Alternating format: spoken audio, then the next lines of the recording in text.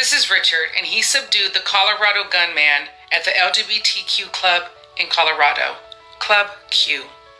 Richard is an Army veteran, and he went into combat mode to disarm the Club Q gunman. Richard was at a table in Club Q with his wife, daughter, and friends on Saturday watching a drag show when the sudden flash of gunfire ripped across the nightclub and instincts forged during 4 combat deployments in Iraq and Afghanistan instantly kicked in. Fight back, he told himself. Protect your people. Richard charged through the chaos at the club. He tackled the gunman, and he beat him with the gunman's own gun. During the interview, Richard said these kids want to live that way, want to have a good time, have at it. I'm happy about it because that is what I fought for, so they can do whatever the hell they want. While in Iraq and Afghanistan, Richard had seen a lot. He had been through a lot. So when he came back to the States, he stayed vigilant. He said that large crowds put him on edge. Bullets sprayed across the bar, smashing bottles and glasses. People screamed.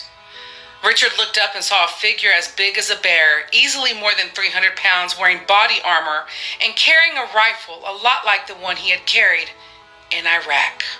As Richard was trying to subdue the gunman, he was telling other patrons how they could help. A drag queen was passing by and Richard told her to stomp the attacker with her high heels, and that's exactly what she did. When police arrived a few minutes later, the gunman was no longer struggling. As more police filed in, Richard said that he started yelling like he was back in combat. Casualties, casualties. I need a medic here now. He yelled to the police that the scene was clear, the shooter was down, but people needed help.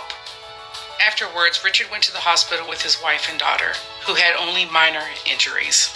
But his daughter's boyfriend was nowhere to be found. The family got a call from her boyfriend's mother. He had died in the shooting.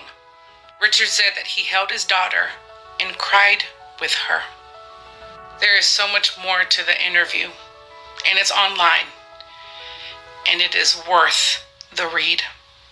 And I will end with this. 1 unarmed veteran and 1 drag queen saved more lives in Colorado than 376 cops with a $4 million annual budget did in Texas.